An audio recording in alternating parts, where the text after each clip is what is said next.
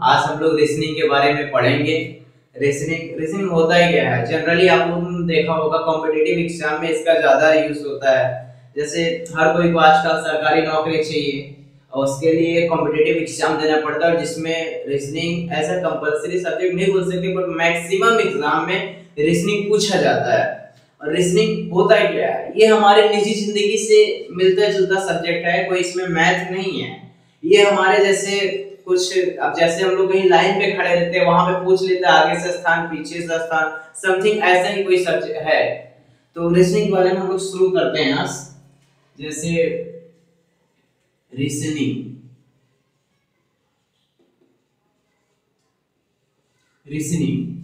कितने तरह का होता है? रीजनिंग 3 टाइप का होता है। पहला verbal reasoning, non verbal reasoning, critical reasoning. जैसे अब हम लोग ने सबसे पहले आता है वर्बल रीजनिंग।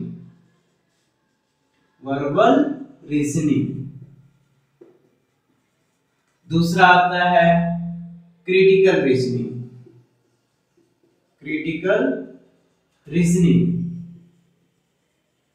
आई होप मेरी राइटिंग आप लोग को समझ में आ रही होगी। तीसरा आता है नॉन वर्बल रीजनिंग।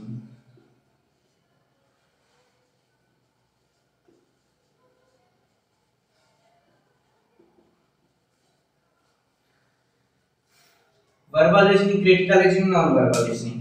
हम लोग पहले वर्बल रीजनिंग से स्टार्ट करेंगे। तो जिसमें से फिलहाल जैसे बैंक वगैरह में होगी क्रिटिकल रीजनिंग, नहीं आता है फिलहाल। नॉन वर्बल में जैसे वो ये आपका paper folding, mirror image, water image, ये सब करके नॉन वर्बल में आता है। तो फिलहाल हम लोग वर्बल रीजनिंग से स्टार्ट करेंगे। पहला वर्बल रीजनिंग में जैसे कई सारे टॉपिक होते हैं, रैंकिंग टेस्ट हो गया, अल्फाबेट हो गया, नंबर सीरीज, तो फिलहाल नहीं, ये तो मैथ का टॉपिक है। डिवीजन टेस्ट हो गया, ये सब आता है हमारा वर्बल रीजनिंग में। वर्बल रीजनिंग में जैसे पहले चैप्टर है रैंकिंग टेस्ट,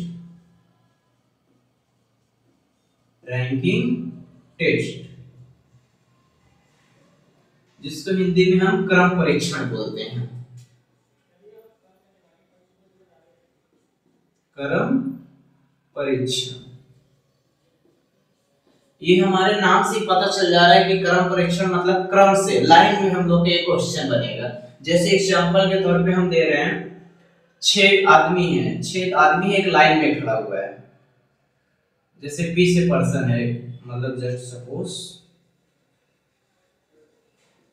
यहाँ पे 6 आदमी हैं, जिसमें से ये हम पूछ रहे हैं, जैसे यहाँ पे ये कोई आदमी है, कोई लड़का खड़ा है, जैसे राम है, एक तरह से कह सकते हैं। P मतलब पर्सन, R फॉर राम। तो जैसे यहाँ से है, आगे से तीसरे नंबर पे है, तीसरे पर राम है। और अगर हमको पूछ लिया जाए कि पीछे से इसका स्थान कौन सा है, तो यहाँ से हम 1 2 3 4, पीछे से इसका स्थान है 4। अब यहाँ पे टोटल तो 6 आदमी हैं और आगे से इसका स्थान तीसरा है और पीछे से इसका स्थान चौथा है।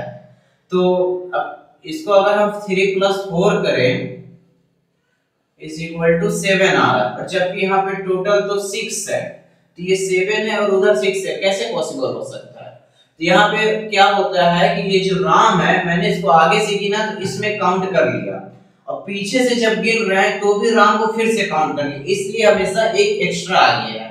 तो हम यहाँ पे लिख सकते हैं कि जो भी आगे से स्थान और पीछे स्थान जोड़ेंगे तो हमेशा हमको क्या है, टोटल से एक ज्यादा मिलता है, टोटल से एक ज्यादा मिलता है। जैसे मिला था 7, तो हम इसको लिख सकते हैं 6 + 1, टोटल है 6 और +1 एक एक्स्ट्रा मिला है।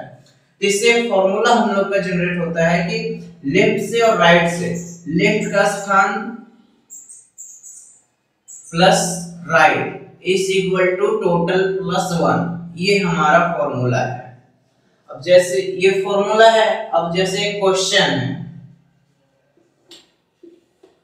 कोई लड़का है, जस्ट सपोज साहिल है, इसका आगे से स्थान तीसरा है और इसका पीछे से स्थान 9वां है। तो अब हमको इसमें क्वेश्चन है एक तरह से सॉरी, साहिल का स्थान आगे से तीसरा और पीछे से 9वां है। और इसमें हमको पूछ लिया है टोटल बताओ, टोटल कितने बच्चे हैं इसमें, टोटल कितने लड़के हैं। तो आगे से अब इस फॉर्मूला जैसे दिया हुआ है left plus right is equal to total plus 1, तो हमको इसमें टोटल निकालने के लिए बोला है। तो लेफ्ट से इसका 3 है, राइट से इसका 9 है, और यहाँ पे प्लस 1 हमेशा रहता ही है। तो इस हिसाब से हम टोटल लिखेंगे, इधर 12 हो गया माइनस 1 इज इक्वल टू 11, ये हमारा आंसर हो गया। आई होप कि आप लोग को समझ में आया होगा। इसी तरह हम लोग एक और क्वेश्चन देखते हैं, इसको फिलहाल आप लोग पॉज करके बाद में उतार लीजिएगा।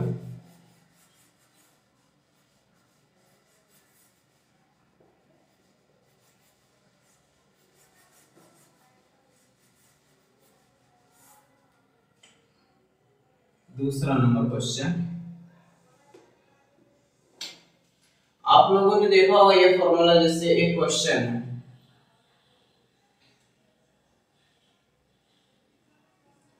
राजू का स्थान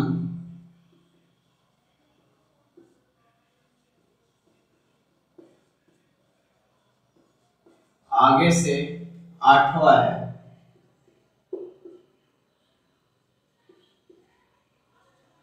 और इस पंक्ति में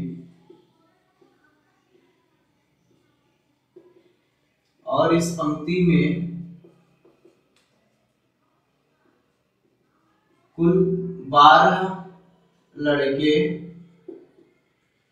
हैं। तो राजू का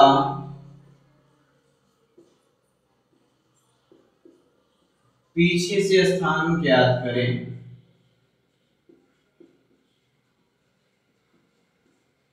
स्थान निकालो, ये हमारा क्वेश्चन है। अब जैसे यहाँ पे ये राजू है, इसका आगे से स्थान कितना है, 8वां है, और इस पंक्ति में टोटल एक पंक्ति है ये टोटल, जिसमें कितने टोटल लड़के हैं, 12 हैं, और जिसमें से राजू का स्थान, ये राजू है 8वां है, और यहाँ पे इसी पंक्ति में अब ये आगे से इसका 8वां है और टोटल 12 है, तो इसका पीछे से स्थान हमको निकालना है। तो इसका पीछे से स्थान ये हमको निकालना है। तो ये जैसे इस फॉर्मूला पर अगर हम इसको सेट कर दें लेफ्ट प्लस राइट, तो इधर आगे का इसका स्थान है,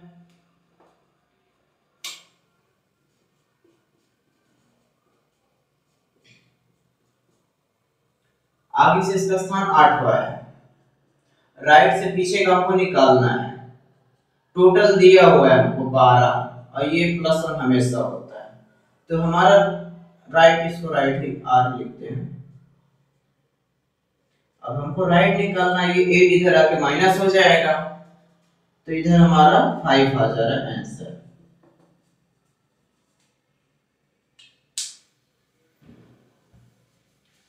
आशा करते हैं आपको ये दो समझ में आएंगे क्वेश्चन। एक और एग्जांपल इसी तरह देख लेते हैं।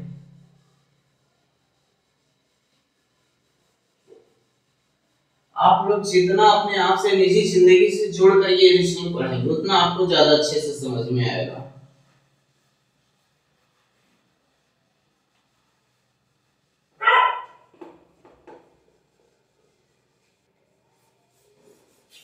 एक और क्वेश्चन आपको दिखाते हैं, जैसे राम है, राम एक छात्रों की लाइन में, छात्रों की पंक्ति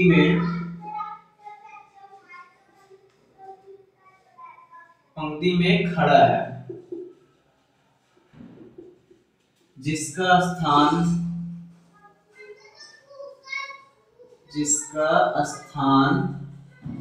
पीछे से तीसरा है।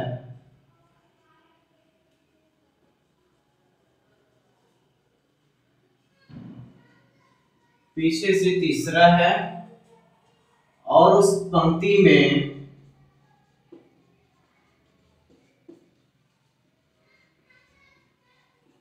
कुल 20 छात्र हैं,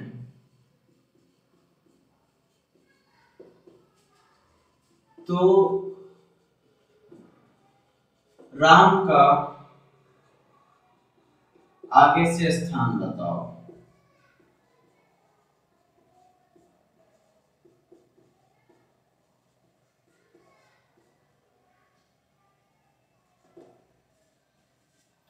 राम एक छात्रों की पंक्ति में खड़ा है जिसका स्थान पीछे से तीसरा है, ये तीसरा है मेरे भाई, और पंक्ति में कुल 20 छात्र हैं, तो राम का आगे से स्थान बताना है। तो ये टोटल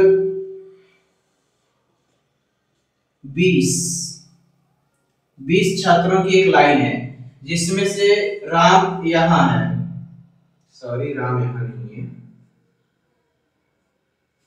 राम का पीछे से स्थान तीसरा है, यहां राम है, इसका पीछे से स्थान तीसरा है, और टोटल 20 दिया हुआ है। हमको आगे से राम का स्थान निकालना है, तो वही फॉर्मूला फिर से लगाएंगे। आगे से मतलब लेफ्ट से, left plus right is equal to total plus 1।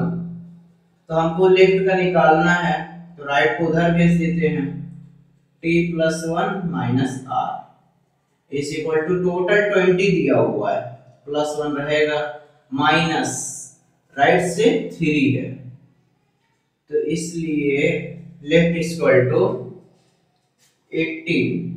ये हो गया राम का आगे से स्थान। आई होप कि आपको मेरा वीडियो अच्छा लगा, इसको ज्यादा से ज्यादा शेयर करिए। Thank you.